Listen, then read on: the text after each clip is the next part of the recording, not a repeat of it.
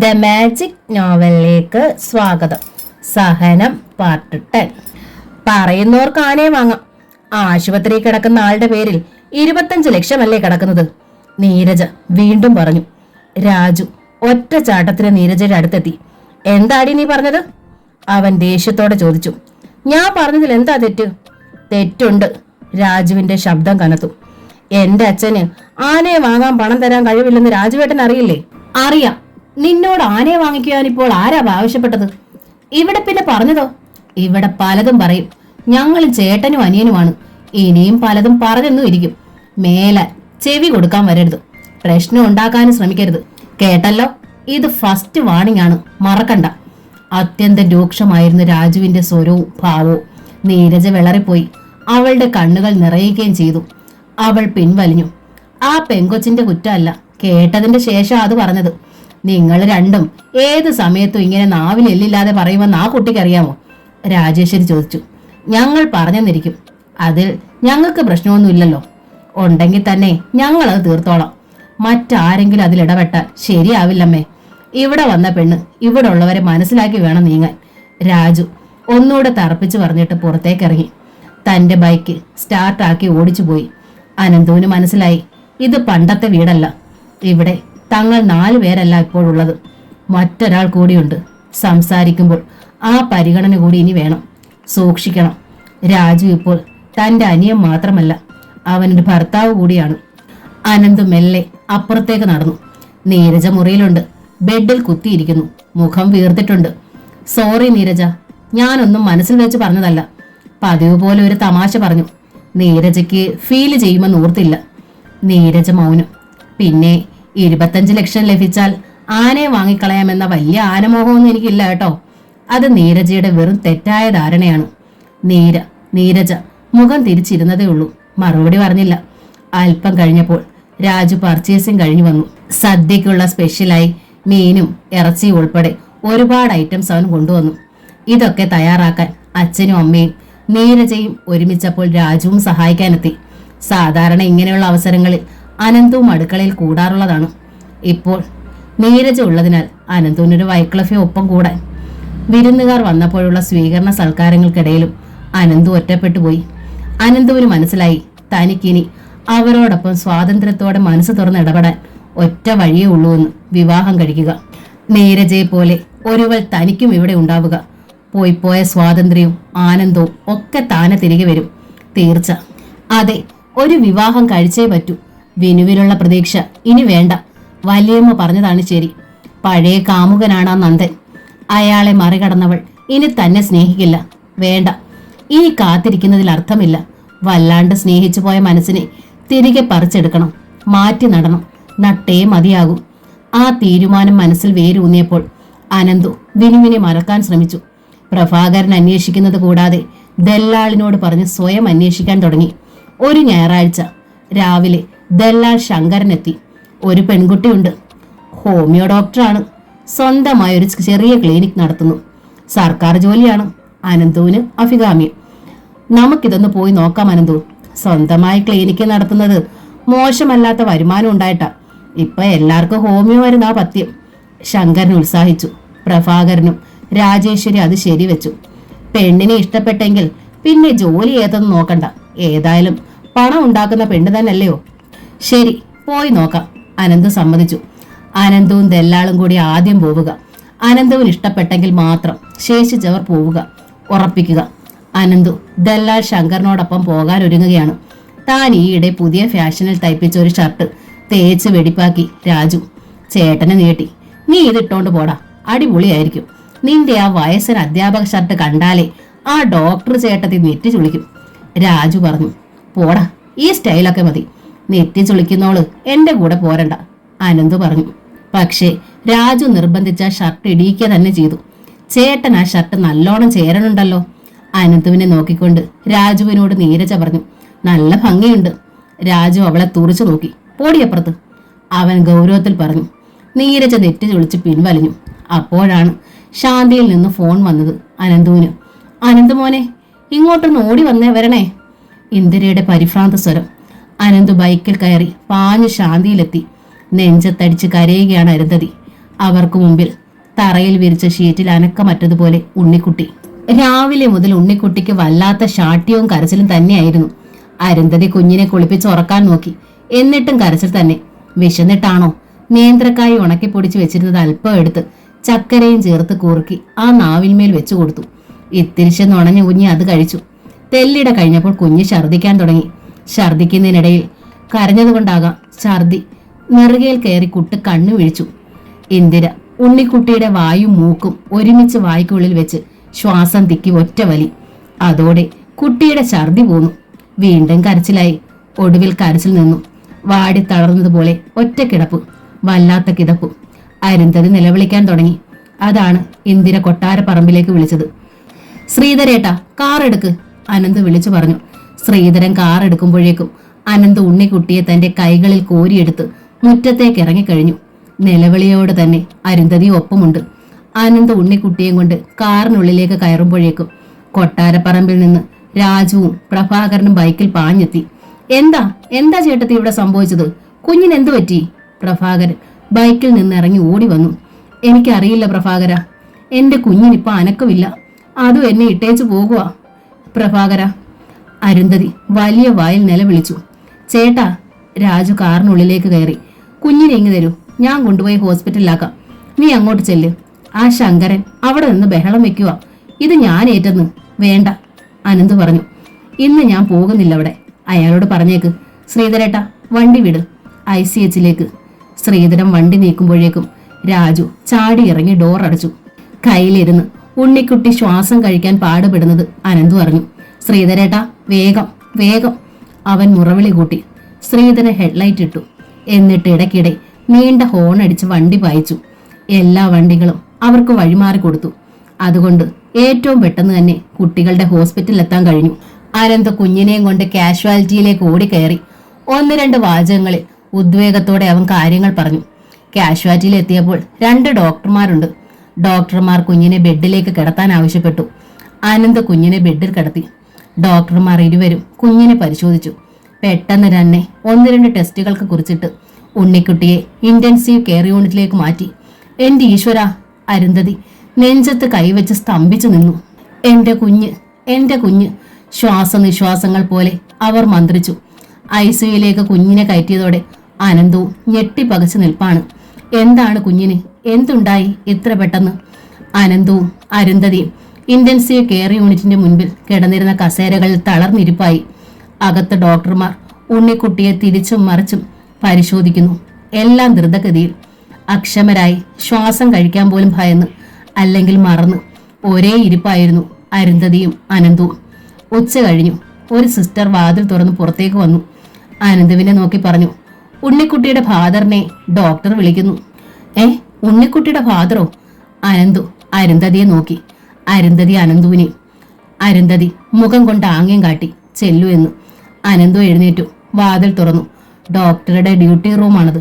അതിനപ്പുറത്ത് ബെഡിൽ ഉണ്ണിക്കുട്ടി കിടക്കുന്നു. ഡോക്ടർമാർ ഇരുവരും റൂമിലുണ്ട്. ഡോക്ടർ വിജയനും ഡോക്ടർ ജേക്കബ് കോശിയും ഇരുവരും അനന്തുവിനെ നോക്കി. കുട്ടിയെ കാണണമെങ്കിൽ അകത്ത് പോയി കാണാം, ഡോക്ടർ വിജയൻ പറഞ്ഞു. ഡോക്ടർ മോൾക്ക്? അനന്തു വിവശതയോടെ ചോദിച്ചു. പോയി കണ്ടിട്ട് വരൂ, പറയാം, ഡോക്ടർ ജേക്കബ് കോശി പറഞ്ഞു. അനന്ത് ഡോർ തുറന്ന് അകത്തേക്ക് കയറി. എന്തൊക്കെയോ മെഷീനുകൾക്ക് നടുവിൽ അനേകം വയറുകൾക്കിടയിൽ മോൾ കിടക്കുന്നു. വാടിയ പൂവ് പോലെ ആ കുഞ്ഞി വായും മൂക്കും ഓരോ ചെറിയ ട്യൂബുകളാൽ ബന്ധിക്കപ്പെട്ടിരിക്കുന്നു. നെഞ്ചിൽ ചലനമില്ലേ? ശ്വാസം കഴിക്കുന്നില്ലേ? അനന്ത് പരിഭ്രമിച്ചു. അവൻ ചുറ്റുമുള്ള മെഷീനുകളെ നോക്കി. എന്തൊക്കെയോ റീഡിങ്ങും വരകളും ഹൃദയമിടിപ്പും ഒക്കെ ഓരോന്നിലും കാണുന്നുണ്ട്. എല്ലാം ഒന്നും അനന്തുവിന് പിടികിട്ടിയില്ല. അത് അവനെ ഏറെ ഉത്കണ്ഠപ്പെടുത്തി. അവൻ തിരിച്ചിറങ്ങി വന്നു. ഇരിക്കൂ, ഡോക്ടർ ജേക്കബ് മുൻപിൽ കിടന്ന കസേരയിലേക്ക് ചൂണ്ടി പറഞ്ഞു. അനന്തു ഇരുന്നു. എന്താ നിങ്ങളുടെ പേര്? ഡോക്ടർ ജേക്കബ് ഷീറ്റ് നിവർത്തി വെച്ചു. ഡീറ്റെയിൽസിന് വേണ്ടി. അനന്തു, അവൻ പറഞ്ഞു. കുട്ടിയുടെ മദർ എവിടെ? മദറിനെ അന്വേഷിക്കുന്നു. അപ്പോൾ ഫാദർ താനായിരിക്കുമെന്ന് അവർ ധരിച്ചോ? പറയൂ, കുഞ്ഞിന്റെ അമ്മ വന്നിട്ടില്ലേ? ഇല്ല. വൈ? കുഞ്ഞിന്റെ അമ്മ ഹോസ്പിറ്റലിലാണ്. ഹോസ്പിറ്റലിൽ? ഡോക്ടർ ഇരുവരും അവനെ നോക്കി. അതെ. അനന്ത് തുടർന്ന് എല്ലാ വിവരങ്ങളും പറഞ്ഞു. വിഷ്ണുവിന്റെ മരണം മുതൽ ഇന്ന് വരെയുള്ള ചരിത്രങ്ങൾ ചുരുങ്ങിയ വാക്കുകളിൽ. ഐ സീ, അപ്പോൾ കുഞ്ഞിന്റെ ഫാദർ നിങ്ങളല്ല? അവിശ്വസനീയതയോടെ ഡോക്ടർ ചോദിച്ചു. അല്ല, അനന്ത് സമ്മതിച്ചു. അവർ ഇരുവരും മുഖത്തോട് മുഖം നോക്കി പുഞ്ചിരിച്ചു. നിങ്ങളുടെ വിഷമവും സങ്കടവും വെപ്രാളം കണ്ടപ്പോൾ നിങ്ങളാകും ഫാദർ എന്ന് കരുതി, ഡോക്ടർ വിജയൻ പറഞ്ഞു. അനന്തു വിഷാദം പുരണ്ട ചെറു ചിരിയോടെ അവരെ നോക്കി. എന്നിട്ട് ചോദിച്ചു, ഡോക്ടർ, കുഞ്ഞിന് ഭയപ്പെടത്തക്കതായി ഒന്നുമില്ല. എന്നാ ഒരല്പവും ഗൗരവത്തിൽ കാണേണ്ടതുണ്ട് എന്നു മാത്രം. എന്താണെന്ന് പറയൂ. ഹാർട്ടിന് നേരിയൊരു തകരാറ്. അനന്ത് നടുങ്ങിപ്പോയി. ഹാർട്ടിന് തകരാറോ? ഹാർട്ടെന്ന് കേട്ടതുകൊണ്ട് നിങ്ങൾ ഇത്രമാത്രം ഞെട്ടണ്ട മിസ്റ്റർ അനന്തു. ഡോക്ടർ ജേക്കബ് തുടർന്നു. ഒരു വാൽവിന് നേരിയ തകരാറ്. അത് ആവശ്യമുള്ള അത്രയും വേണ്ട സമയത്തിലൊന്നും തുറക്കുന്നില്ലെന്ന് സാരം. വളരെ നിസ്സാരത ധ്വനിപ്പിച്ചാണ് ഡോക്ടർ ഇത്രയും പറഞ്ഞത്. അനന്ത് പക്ഷേ കണ്ണുകൾ തുറന്നപടിയിരുന്നു. ഇത്രയും ചെറിയ കുഞ്ഞിന് ഇങ്ങനെ ഒരു തകരാറ് എങ്ങനെയാണ് ഡോക്ടർ? അനന്ത് ചോദിച്ചു. ഒരുപക്ഷേ ജന്മനാ ഉള്ളതാകാം. അങ്ങനെ സംഭവിക്കാറുണ്ട്. അനന്തുവിൽ വീണ്ടും നടുക്കമുണ്ടായി. ഇപ്പോൾ സാധാരണയായി കുഞ്ഞുങ്ങൾ ജനിക്കുമ്പോഴേ എല്ലാ തരത്തിലും പരിശോധിക്കാറുണ്ട്, എന്തെങ്കിലും അബ്നോർമാലിറ്റി ജന്മന ഉണ്ടോ എന്ന്.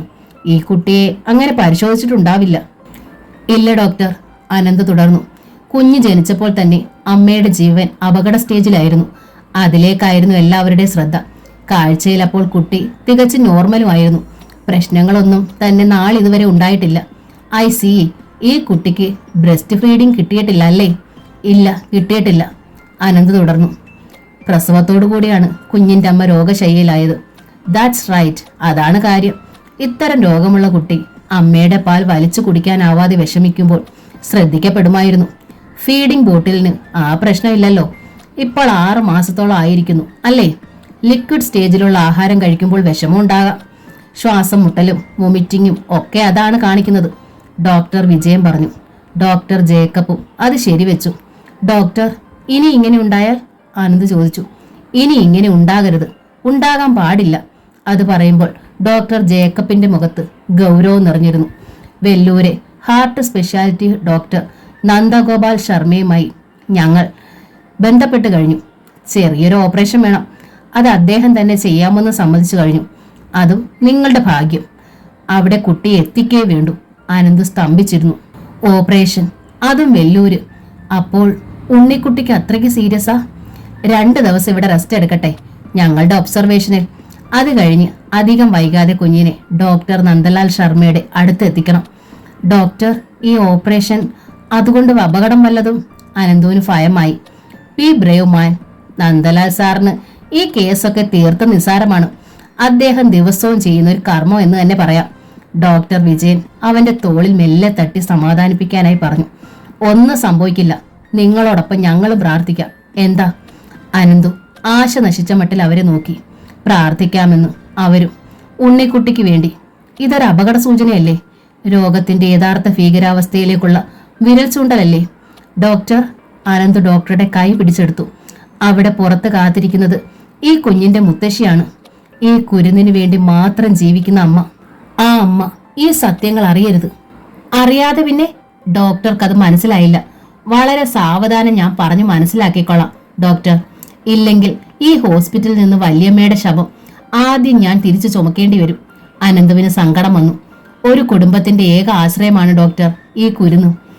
അത്രയും പറഞ്ഞ് അനന്ത് മുറ്റത്തെ പുറത്തേക്കിറങ്ങി. അതിനു മുമ്പ് കണ്ണും മുഖവും തുടയ്ക്കാൻ അവൻ മറന്നില്ല. മോനെ. വാതിൽ തുറങ്ങുന്ന അനന്തുവിനെ കണ്ടതോടെ അരുന്ധതി പിടഞ്ഞെണീറ്റു. എന്റെ കുഞ്ഞിന് എന്നാ പറ്റി മോനെ? അവരെന്നതാ പറഞ്ഞത്? സാരമില്ല വല്യമ്മേ, ഭയപ്പെട്ടതുപോലെ ഒന്നുമില്ല നമ്മുടെ ഉണ്ണിമോക്ക്. അനന്ത് ഒരു ചിരി മുഖത്ത് പാടുപെട്ട് വരുത്തി. അരുന്ധതിക്കൊപ്പം ഇരുന്നു. ആഹാരത്തിൽ നിന്നെന്തോ ഒന്ന് തൊണ്ടയ്ക്ക് താഴെ തടഞ്ഞതാ. അനന്ത് ഒരു കള്ളം മെനഞ്ഞെടുത്തു. നല്ല നനത്ത പൊടി കൊണ്ടാ മോനെ ഞാൻ കുറുക്കുണ്ടാക്കിയത്. അരുന്ധതിക്ക് പരിഭ്രമം മുഴുത്തു. എന്തോ ഒന്നതിൽ കിടന്നു. തീരെ ചെറുതാകാം, കുഞ്ഞു തൊണ്ടയല്ലേ, തടഞ്ഞു, അത്രേ ഉള്ളൂ. അതാ അത്രേ ഛർദിച്ചതും ശ്വാസം മുട്ടിയതും. അനന്തു ലാഘവം നടിച്ചു തന്നെയാണ് പറഞ്ഞത്. പിന്നെന്തിനാ മോനെ കുഞ്ഞിനെ ഐസിയുയിൽ കിടത്തിയിരിക്കുന്നത്? അത് പിന്നെ ശ്വാസം മുട്ടലുണ്ടായതല്ലേ. ഇപ്പോഴും ലേശം ശ്വാസം തള്ളലുണ്ട്. അത് ഒരു ദിവസം പൂർണ്ണമായും കഴിഞ്ഞ് ശരിയാകുമെന്നാ ഡോക്ടർ പറഞ്ഞത്. സത്യമാണോടാ നീ പറയുന്നതൊക്കെ? അരുന്ധതി അവനെ തുറിച്ചു നോക്കി. എന്നെ വിശ്വാസം ഇല്ലെങ്കിൽ ഞാൻ ഇവിടെ ഇരിക്കാം. വല്യമ്മ തന്നെ പോയി ഡോക്ടറെ കണ്ടോളൂ, അപ്പോ അറിയാലോ. ഹേയ്, നിന്നെ വിശ്വാസം ഇല്ലെന്ന് ആര് പറഞ്ഞു? വല്യമ്മയുടെ അത്രയും ഉത്കണ്ഠ ഉണ്ണിക്കുട്ടിയുടെ കാര്യത്തിൽ എനിക്കുണ്ടാവുമോ? അനന്ത് പരിഭവിച്ചു. നീ എന്നെ പറഞ്ഞു തോൽപ്പിക്കുകയാണല്ലേ? അരുന്ധതി തന്നെ പിന്മാറി. എനിക്ക് എന്റെ കുഞ്ഞിനെ ഒന്ന് കാണണം. അതിന് വഴിയുണ്ടോ? അത് പറയ്. തന്റെ അടവ് ഫലിച്ചതിൽ അനന്ത് സന്തോഷിച്ചു. പിന്നെന്താ, വല്യമ്മയ്ക്ക് കാണാലോ. തൽക്കാലം തൊടാൻ പാടില്ലെന്നാ പറഞ്ഞ്. മോൾ നല്ല ഉറക്കമാണ്, ഉണർത്തരുത്. ഇല്ല, ഞാൻ തൊടില്ല. എനിക്ക് കണ്ടാ മാത്രം മതി, അരുന്ധതി സമ്മതിച്ചു. പക്ഷേ സ്പന്ദിക്കുന്ന ഒരുപാട് മെഷീനുകൾക്ക് നടുവിൽ കിടക്കുന്ന ആ കുഞ്ഞു മനുഷ്യജീവിയെ കണ്ടതോടെ അരുന്ധതിയുടെ കൈയും കാലും മനസ്സും തളർന്നുപോയി. അനന്തുവിന്റെ തോളിലേക്ക് ചാരി അരുന്ധതിയുടെ പ്രജ്ഞയെ നശിക്കുകയായിരുന്നു. സിസ്റ്റർ പ്രഥമ ശുശ്രൂഷ നൽകിയതോടെ അരുന്ധതി കണ്ണുകൾ തുറന്നു. വല്ലാത്തൊരു ഭീതി അവരെ വലയം ചെയ്തിരിക്കുന്നത് പോലെ. ഉണ്ണിക്കുട്ടിയെ ഒബ്സർവേഷൻ റൂമിലേക്ക് മാറ്റി. 6 മാസത്തിന്റെ തിരിച്ചറിവും ഇഷ്ടാനിഷ്ടങ്ങളുമുണ്ട് ഉണ്ണിക്കുട്ടിക്ക്. അനന്തുവിനോടാണ് ആ കുഞ്ഞിന് ഏറെ ഇഷ്ടം. അവനെ കാണുമ്പോൾ ആ കുഞ്ഞു കണ്ണുകളിൽ 2 കുഞ്ഞു നക്ഷത്രങ്ങൾ ഉദിക്കും. 3-ാം ദിവസം ഡിസ്ചാർജ് ആകുന്നത് വരെ അനന്തു അരുന്ധതിയോടൊപ്പം നിന്നു, കുഞ്ഞിനരികിൽ. അല്ലെങ്കിലും അനന്ത് തന്റെ സമീപത്തു നിന്ന് എങ്ങോട്ടും പോകാൻ അരുന്ധതി സമ്മതിച്ചില്ല. അവനാണ് ഏക ആശ്രയം, അവനാണ് ഏക തണൽ. ഡിസ്ചാർജായി പോകാൻ ഇറങ്ങുമ്പോൾ കാഷ്വലായിട്ടെന്നോണം ഡോക്ടർ ജേക്കബ് അരുന്ധതിയോട് പറഞ്ഞു, വെല്ലൂർ ഒരു വിദഗ്ധ ഡോക്ടറുണ്ട്, ഡോക്ടർ നന്ദലാൽ ശർമ്മ. കുഞ്ഞിനെ അവിടെ വരെ ഒന്ന് കൊണ്ടുപോയി അദ്ദേഹത്തെ കാണിക്കുന്നതാണ് നല്ലത്. ചിൽഡ്രൻ സ്പെഷ്യലിസ്റ്റ് ആണ് അദ്ദേഹം, അതിസമർത്ഥൻ, വെൽ എക്സ്പീരിയൻസ്ഡ്. എന്തിനാണ് ഡോക്ടർ? അരുന്ധതിക്ക് ഉത്കണ്ഠയായി. ഹേയ്, ഗൗരവമായിട്ട് എടുക്കണ്ട. കുഞ്ഞിന്റെ തൊണ്ടയിൽ ഇനി എന്തെങ്കിലും പ്രശ്നമുണ്ടോ, ഭാവിയിൽ എന്തെങ്കിലും ദോഷം ചെയ്യുമോ എന്നൊക്കെ നോക്കാൻ അദ്ദേഹത്തിന് കഴിയും. മൈന്യൂട്ട് കാര്യങ്ങളും വിശകലനം ചെയ്യുന്ന ടെസ്റ്റുകളും മെഷീനുകളും അദ്ദേഹത്തിന്റെ പക്കലുണ്ട്. അതുകൊണ്ട് പറഞ്ഞതാണ്, ബുദ്ധിമുട്ടില്ലെങ്കിൽ മതി. ഡോക്ടർ ജേക്കബ് അനന്തുവിനെ നോക്കി. ഇങ്ങനെ പറഞ്ഞാൽ പോരെയെന്ന്. അനന്തുവിന്റെ മിഴികളിൽ നന്ദി പ്രകടമായി. ശാന്തിയിലെത്തിയ പാടെ വെല്ലൂർക്ക് പോകാനുള്ള ഒരുക്കമായി. ഡോക്ടർ അങ്ങനെ പറഞ്ഞ സ്ഥിതിക്ക് ഒന്ന് കൊണ്ടുപോകാം അല്ലേ അനന്തു? അരുന്ധതി പറഞ്ഞു. കൊണ്ടുപോകണം, അതാണ് എന്റെ അഭിപ്രായം. അനന്തു പറഞ്ഞു. അനന്തു, നീ ഇവിടെ തന്നെ നിൽക്കണേ. എനിക്ക് എന്റെ കുഞ്ഞെ വല്ലാത്തൊരു ഭയം, എന്തൊക്കെയോ അപകട സൂചന. കണ്ണടച്ചാൽ ദുസ്വപ്നം തന്നെയാ കാണുന്നത്. നീ ഉള്ളതാടാ എന്റെ ഒരു സമാധാനം. ഞാൻ എങ്ങും പോകുന്നില്ല വല്യമ്മേ, അനന്തു പറഞ്ഞു. അങ്ങോട്ട് ചെല്ലാത്തതിൽ പരിഭവിച്ച് പ്രഭാകരൻ മകനെ കാണാൻ ശാന്തിയിലേക്ക് വന്നു. എടാ, ഏതെങ്കിലും ഒരു പെൺകുട്ടിയെ പോയി കണ്ടിട്ട് നീ ഒന്ന് തീർച്ചപ്പെടുത്തിയിട്ട് പറഞ്ഞിട്ട് പൊയ്ക്കോ. നീ വരുമ്പോഴേക്കും ബാക്കി കാര്യങ്ങൾ ഞാൻ ഇവിടെ നീക്കിക്കൊള്ളാന്ന്. ഞാൻ പോയിട്ട് വരട്ടച്ചാ, എന്നിട്ട് മതി പെണ്ണ് കാണലും മറ്റും. അതാണ് അതിന്റെ ശരി, അനന്തു പറഞ്ഞു. പ്രഭാകരൻ ദേഷ്യത്തിലാണ് പോയത്. അരുന്ധതി ഹൃദയയിൽ പോയി വിനുവിനെ കണ്ടു. എന്നിട്ടൊരു കള്ളം പറഞ്ഞു. കുഞ്ഞിനെയും കൊണ്ട് ഗുരുവായൂർ വരെ പോകുന്നു. ചോറ് കൊടുക്കണം, പ്രാർത്ഥിക്കണം. 4-5 ദിവസം കഴിഞ്ഞ് ഇനി ഞാൻ വരൂ. വിനു കുഞ്ഞിന് ഉമ്മ നൽകി യാത്രയച്ചു. വെല്ലൂർക്ക് പോകാൻ ഇറങ്ങുമ്പോൾ ആനന്ദ് ചോദിച്ചു, ചിറ്റാടുത്ത് അറിയിച്ചോ വല്യമ്മേ കുഞ്ഞിന്റെ അവസ്ഥ? ഇല്ല, അവരറിഞ്ഞാൽ വിനു അറിയും. തീ തിന്ന് കടന്നവൾക്ക് മീതെ കനല് പൊതിയണോ? അരുന്ധതി ചോദിച്ചു. അനന്ത് മറുപടി പറയാതെ കാറിൽ കയറി. ശ്രീധരൻ കാറ് വിട്ടു. ഉണ്ണിക്കുട്ടി അനന്തുവിന്റെ മടിയിലായിരുന്നു. തന്റെ മുഖത്തേക്ക് നോക്കുകയും കുഞ്ഞി കൈകൾ കൊണ്ട് തന്റെ മുഖത്തും മീശയിലും കിള്ളിപ്പറിക്കുകയും ചെയ്യുന്ന ഉണ്ണിക്കുട്ടിയെ അവൻ നോക്കി. എന്റെ കുഞ്ഞെ, മനസ്സ് മുട്ടലോടെ അവൻ ഉള്ളിൽ ചോദിച്ചുപോയി. തിരികെ വരുമ്പോഴും നീ ഇങ്ങനെ എന്റെ മടിയിൽ എന്നെ നോക്കിക്കൊണ്ടിരിക്കുമോ? ഉണ്ണിക്കുട്ടി ഒരു സാധാരണ കുട്ടിയല്ല, വിഷ്ണുവിന്റെ കുഞ്ഞാണവൾ. അതാണ് പ്രത്യേകത. ഇപ്പോൾ ജീവിച്ചിരിപ്പില്ലാത്ത ഒരാളുടെ കുഞ്ഞ്. ഇനി ഒരിക്കലും ആ ആളിൽ നിന്ന് ലഭിക്കാത്ത ഒരു അമൂല്യ സമ്പത്ത്. ആ കുഞ്ഞിന് തുല്യം അവൾ മാത്രം, മറ്റാരുമില്ല. ശാന്തിയിലെ അരുന്ധതി എന്ന അമ്മയുടെ ജീവൻ നിലനിർത്തുന്ന കുഞ്ഞ്, ആ കുടുംബത്തിന്റെ ഏക അനന്തരാവകാശി, ഏക ലക്ഷ്യം, അരുന്ധതിയുടെ ഏക പേരക്കുട്ടി. അങ്ങനെ അങ്ങനെ ഒരുപാട് വിശേഷണങ്ങളുള്ള ഒരേ ഒരു കുഞ്ഞ്. ആ കുഞ്ഞിന് എന്തെങ്കിലും സംഭവിച്ചാൽ, ഓപ്പറേഷൻ നടക്കുന്നതിനിടയിൽ എന്തെങ്കിലും അപശകുനം നടന്നുപോയാൽ അനന്തുവിന് തീർച്ചയുണ്ട്. എങ്കിൽ താൻ തിരികെ കൊണ്ടുവരിക 2 ശവശരീരങ്ങളായിരിക്കുമെന്നു. വിനുവിന് ഒരുപക്ഷെ കുഞ്ഞിന്റെ അസുഖമോ മരണമോ അത്ര തന്നെ അഫക്റ്റ് ചെയ്യില്ലായിരിക്കും. പഴയ കാമുകന്റെ പുതിയ സാന്നിധ്യം, പ്രേമത്തിൽ മനസ്സിൽ ഇങ്ങനെ ഒരു നഷ്ടം ഇപ്പോൾ വലിയ പ്രശ്നമാകില്ല തന്നെ.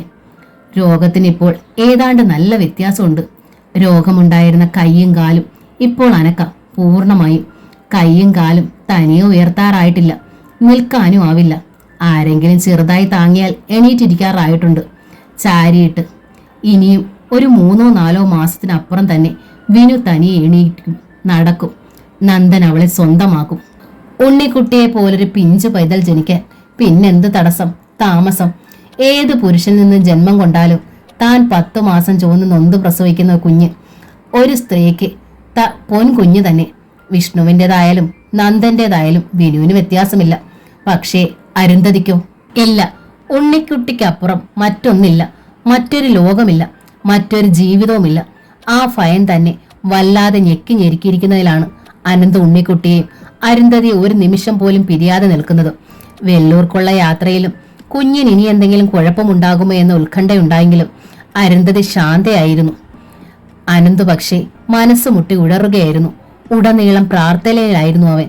ദൈവമേ, അങ്ങോട്ട് പോകുന്നത് പോലെ തന്നെ രണ്ടാളെയും ഉയിരോടെ തിരിച്ചു കൊണ്ടുവരാൻ എന്നോടൊപ്പം ഉണ്ടായിരിക്കണമേ. ഡോക്ടർ വിജയനും ഡോക്ടർ ജേക്കബും മുൻപേ തന്നെ വിളിക്കുകയും അപ്പോയിന്റ്മെന്റ് നിശ്ചയിക്കുകയും ചെയ്തിരുന്നത് കൊണ്ട് ഉണ്ണിക്കുട്ടിയെ ഡോക്ടർ നന്ദലാൽ ശർമ്മയെ കാണിക്കാൻ ഒരു ബുദ്ധിമുട്ടും ഉണ്ടായില്ല.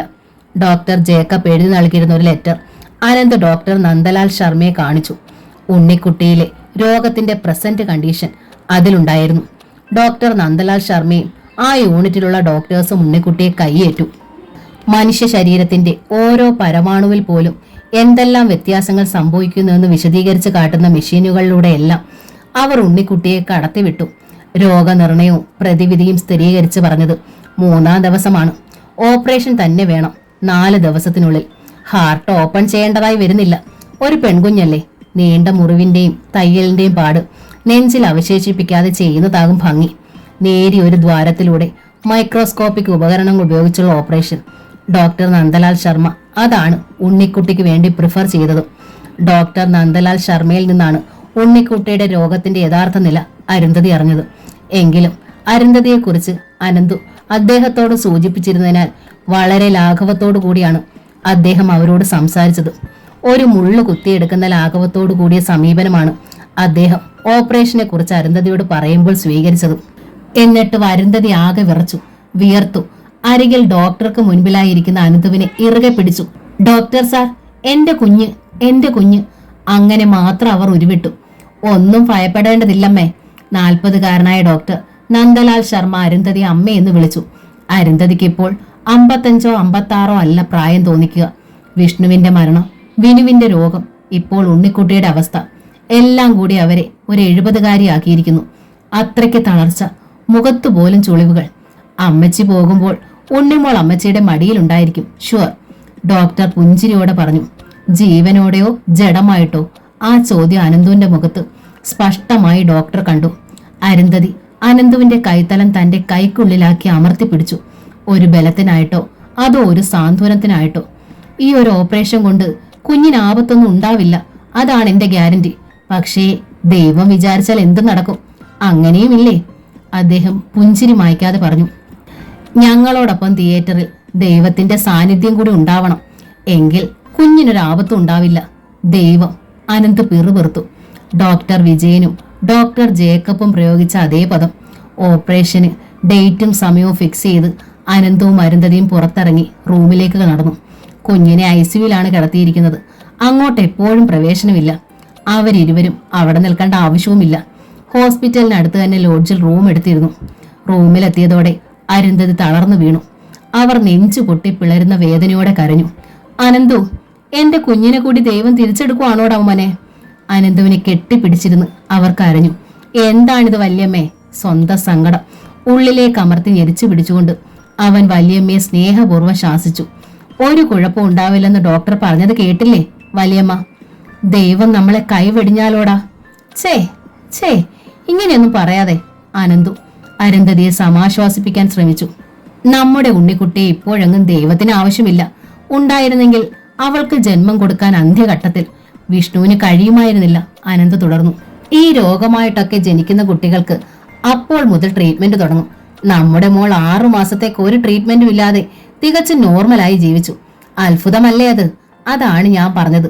ദൈവം നമുക്ക് ഉണ്ണിക്കുട്ടിയെ തന്നത് തന്നെയാണ്. ഉടനെ എങ്ങും തിരിച്ചാവശ്യമില്ല. 75-ാം വയസ്സ് വരെ. 75-ാം വയസ്സ് വരെയോ? അരുന്ധതി അവന്റെ മുഖത്തേക്ക് നോക്കി. അതെ, 75 വയസ്സ് വരെ നമ്മുടെ കുഞ്ഞിന് ആയുസുണ്ട്. അതായത് നമ്മളൊക്കെ മരിച്ച് മണ്ണടിയുമ്പോഴും ഈ ഭൂമിയിൽ അവൾ ശേഷിച്ചിരിക്കും. അതുപോലെ നമുക്ക്.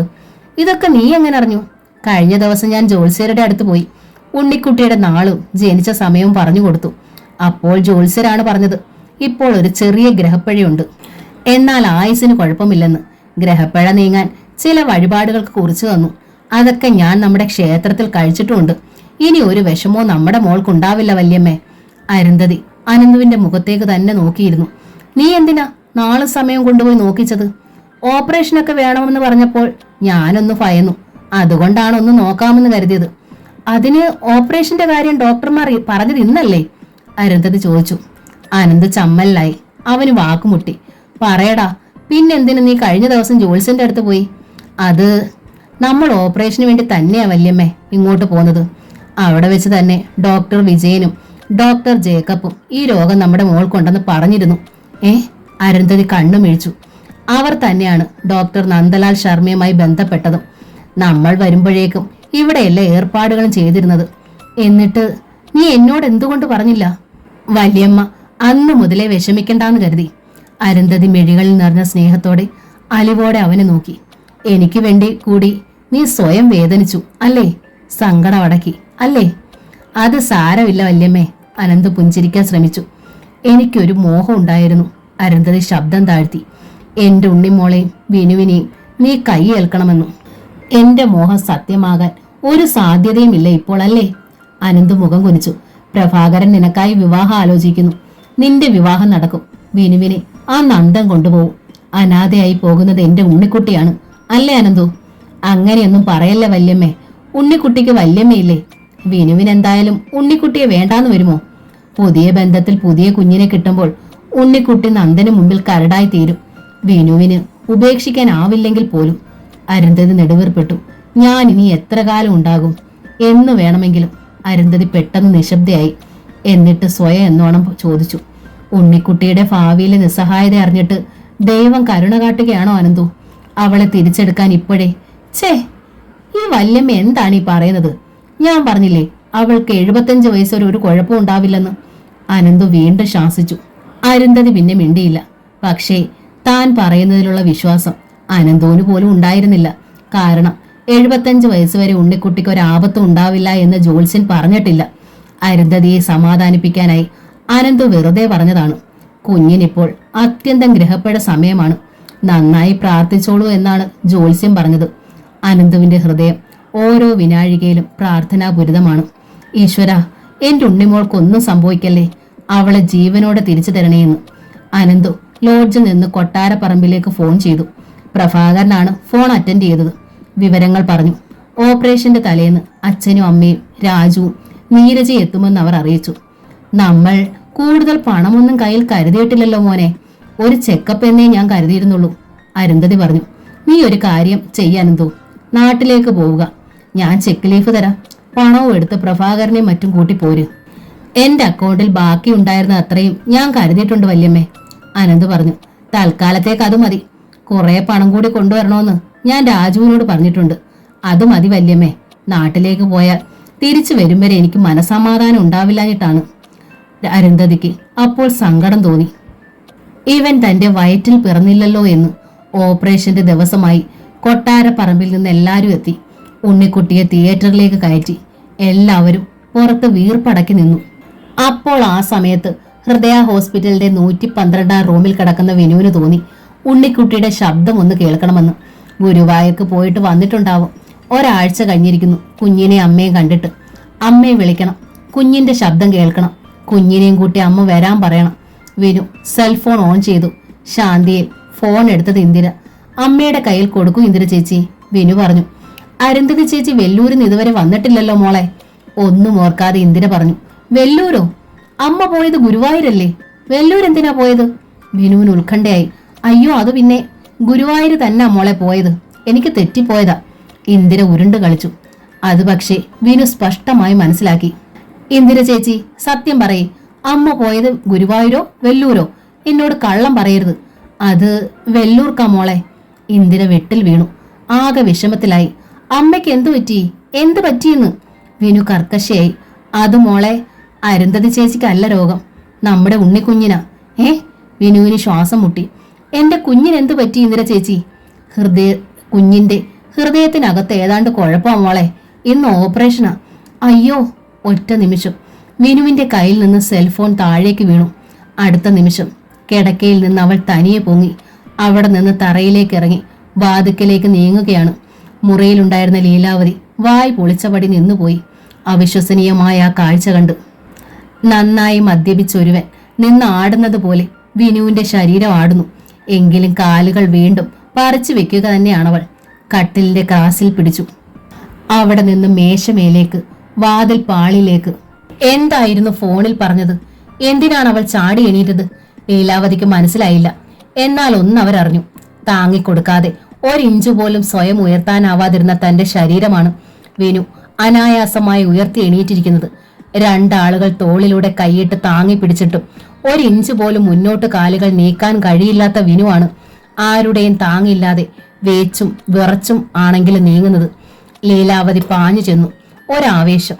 ആ ആവേശം തീർന്നിട്ടോ മുന്നോട്ട് നീങ്ങാനുള്ള ത്വര അമിതമായിട്ടോ വിനു വാതിലിൽ പിടിച്ചു നിന്ന് വിറയ്ക്കുകയാണ്.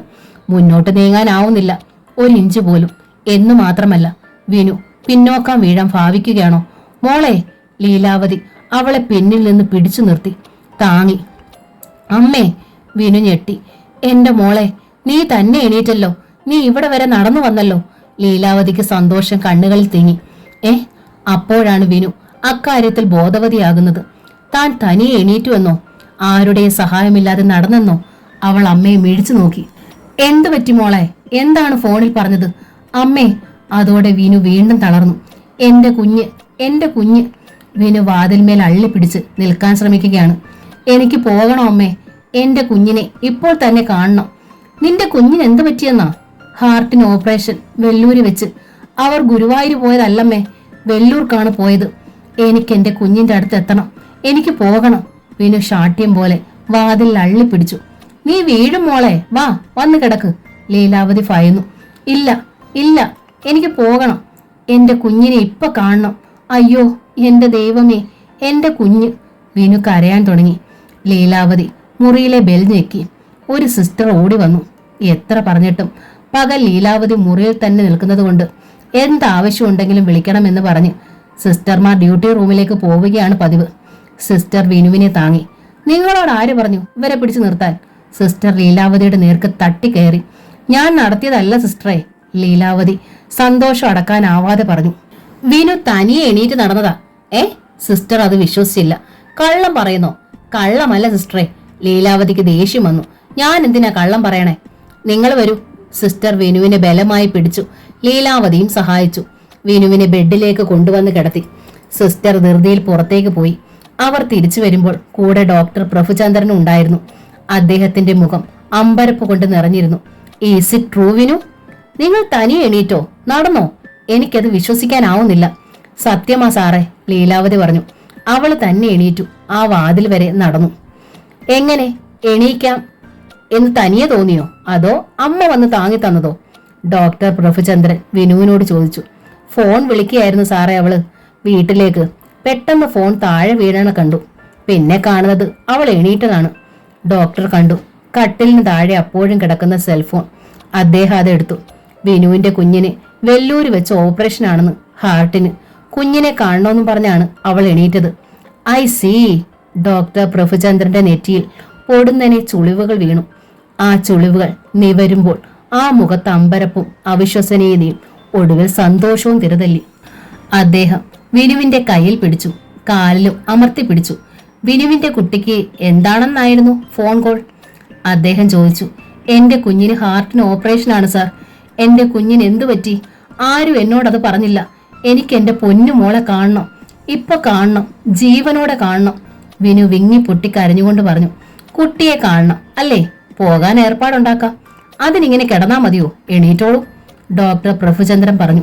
വിനു തന്റെ തല ഉയർത്തി തോൾ മെല്ലെ ചലിപ്പിച്ചു. വലത് കരം കിടക്കയിൽ ഊന്നി. കൈ വല്ലാതെ വിറച്ചു. വേച്ചു പോകും മുമ്പ് ഇടത് കരം കൂടി ഊന്നി അവൾ ഉയർന്നു. അതുപോലെ തന്നെ തറയിൽ നിന്നു. കട്ടിലിന്റെ ക്രാസിന്മേൽ ഊന്നിക്കൊണ്ടാണെങ്കിലും ആ നിൽപ്പ് ഡോക്ടർ പ്രഭുചന്ദ്രൻ കണ്ടു. അദ്ദേഹത്തിന് മനസ്സിലായി തന്റെ ട്രീറ്റ്മെന്റുകളേക്കാൾ ഫാസ്റ്റായി ആ ഒറ്റ ഫോൺ കോൾ പ്രവർത്തിച്ചിരിക്കുന്നു. കുഞ്ഞിന്റെ ജീവന് അപകടം എന്ന ഷോക്ക് വിനുവിനും മരുന്നായി പ്രയോജനപ്പെട്ടിരിക്കുന്നു. മരവിപ്പ് വിട്ടുമാറാൻ മടിച്ചു നിന്നിരുന്ന ഞരമ്പുകളിലൂടെ ചുടുരക്തം അതിശക്തമായി പ്രവഹിച്ചിരിക്കുന്നു. അത്ഭുതം തന്നെ. ശരി, വിനു ഇരുന്നോളൂ. വിനുവിന്റെ കുട്ടിയുടെ പ്രസന്റ് കണ്ടീഷൻ ഞാൻ ഇപ്പോൾ തന്നെ വിളിച്ചു ചോദിക്കാം. പോകുന്നതിനെ കുറിച്ചും കുഞ്ഞിനെ കാണുന്നതിനെ കുറിച്ചും അത് കഴിഞ്ഞ് തീരുമാനിക്കാം. എന്താ? ഡോക്ടർ പ്രഭുചന്ദ്രൻ ചോദിച്ചു. അത് വിനു തേങ്ങി. അത് മതി വിനു. ഈ കണ്ടീഷനിൽ ഇതുപോലൊരു യാത്ര വെല്ലൂരിന് വിനുവിന് പറ്റില്ല. പക്ഷേ ശരിയായ വിവരം ഞാൻ അറിയിക്കാം. എത്രയും എളുപ്പം കുഞ്ഞിനെ കാണാനുള്ള വഴി ഉണ്ടാക്കി തരാം. പോരെ? ഡോക്ടർ ചോദിച്ചു. വിനു മറുപടി പറഞ്ഞില്ല. അവളുടെ നെഞ്ചിൽ ഈ നിമിഷം കുഞ്ഞിനെ കാണണമെന്ന അമിത ആവേശമായിരുന്നു. കുഞ്ഞിനെന്തോ ആപത്ത് പിണഞ്ഞിരിക്കുന്നുവെന്ന് അവളുടെ അന്തരംഗം വല്ലാതെ ഭീതിപ്പെട്ടു. പക്ഷേ ഓടിച്ചെല്ലാൻ തനിക്കാവില്ല. കൈ എത്തുന്ന ദൂരത്തിനും അപ്പുറത്ത് എവിടെയോ ആയിരിക്കുന്നു അവളുടെ പൊന്നുമോൾ. ഈശ്വര, എന്റെ കുഞ്ഞ്. ഡോക്ടർ പ്രഭുചന്ദ്രൻ പുറത്തേക്ക് പോയി. സിസ്റ്റർ വിനുവിനെ വീണ്ടും പിടിച്ച് ബെഡിലേക്ക് ഇരുത്തി. എണീറ്റതുപോലെ തന്നെ പതിയെ കൈ കുത്തി ബലമൂന്നി വിനു തനിയെ കിടന്നു. അപ്പോഴാണ് റൂമിലേക്ക് നന്ദനും സരസ്വതിയും കടന്നു വന്നത്. ലീലാവതി അത്യാഹ്ലാദത്തോടെ പറഞ്ഞു, നന്ദ, സരസ്വതി. വിനു തനിയെ എണീറ്റു. എന്നിട്ട് അവൾ നടന്നു. ഇരുവരും അന്തം വിട്ടു നിന്നു. എന്താ അമ്മായി ഈ പറയുന്നത്? സ്വപ്നം കണ്ടോ? നന്ദൻ തമാശയോടെ ചോദിച്ചുപോയി. അല്ലടാ, സത്യം. വിനു എണീറ്റു, നടന്നു. ദാ അല്പം മുമ്പേ. ലീലാവതി തറപ്പിച്ചു പറഞ്ഞു. സരസ്വതി വിനുവിനെ നോക്കി സംശയത്തോടെ. നന്ദനെ നോക്കി നേരോ എന്ന ഭാവത്തിൽ. വിശ്വാസം വരാതെ. മെനിഞ്ഞാന്നും വന്നിരുന്നു നന്ദനും സരസ്വതിയും. അന്നും നന്ദൻ പരിശ്രമിച്ചതാണ് വിനുവിനെ എണീപ്പിക്കാനും നടത്താനും. ഒടുവിൽ പതിവ് പോലെ പരാജയപ്പെട്ട് പിൻവാങ്ങുകയും ചെയ്തു. ഇതാ 3-ാം ദിവസം അറിയുന്നു അവൾ തനിയെ എണീറ്റെന്ന്. എങ്ങനെ വിശ്വസിക്കും? പക്ഷേ നന്ദനെയും സരസ്വതിയും വിസ്മയിപ്പിച്ചുകൊണ്ട് വിനു ആയാസപ്പെട്ട് തന്റെ ശരീരം ഉയർത്തി. ഇരുവരും മിഴിച്ചുപോയി. വിനു എണീറ്റിരുന്നു. നന്ദൻ പരിസരം മറന്നുപോയി. ഓടിച്ചെന്നയാൾ അവൾക്കരികിലിരുന്നു. അവളെ കെട്ടിപ്പിടിച്ച് ആ മുഖത്ത് അതരങ്ങൾ ചേർത്തുപോയി. നന്ദേട്ടാ, വിനു പെട്ടെന്ന് കടുത്ത സ്വരത്തിൽ വിളിച്ചു. മുഖം തിരിക്കുകയും ചെയ്തു. എന്താണ് ഈ കാണിക്കുന്നത്? വിനു!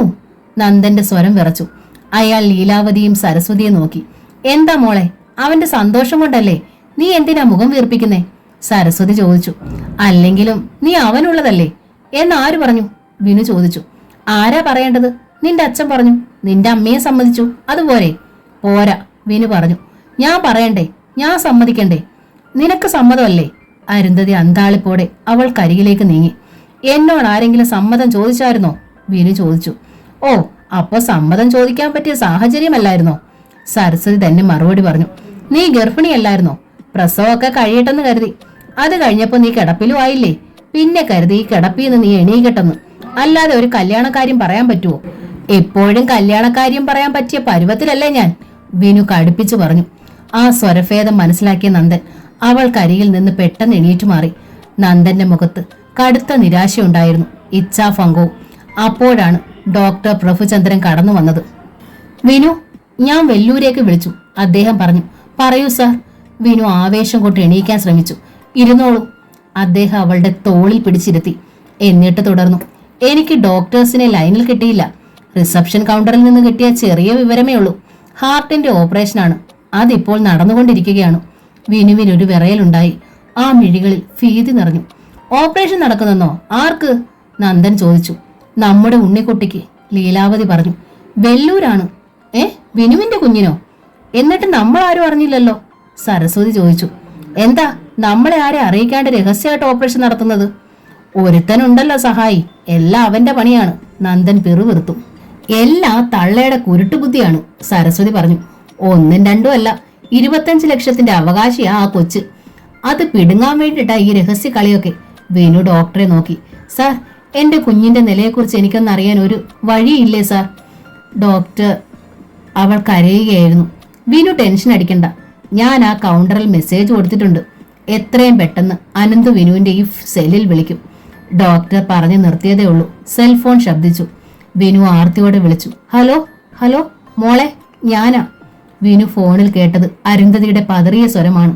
അമ്മേ, എന്റെ കുഞ്ഞെവിടെ അമ്മേ? അവൾക്ക് എന്ത് പറ്റിയതാ അമ്മേ? ഒന്ന് വേഗം പറയമ്മേ. വിനുവിന്റെ പിഞ്ഞി പതറിയ ശബ്ദം. നമ്മുടെ പൊന്നു മോൾക്ക് ഓപ്പറേഷനാണ് മോളെ. ഒന്നും സംഭവിക്കില്ലെന്ന ഒറ്റ പ്രാർത്ഥനയോടെ ഞാൻ ഇവിടെ കാത്തിരിക്കുവാ മോളെ. അയ്യോ, എന്റെ കുഞ്ഞ്. വിനു കരച്ചില്ല. നമ്മുടെ കുഞ്ഞിനൊരു ആപത്തും വരില്ല. ഡിസ്ചാർജ് ചെയ്ത് തിരിച്ചു വരുമ്പോ ഞാൻ അതുവഴി വരാം. മോൾ ഒട്ടും വിഷമിക്കല്ലേ, ഒട്ടും. അരുന്ധതിയുടെ ഇടറിയ സ്വരം വിനു വ്യക്തമായി കേട്ടു.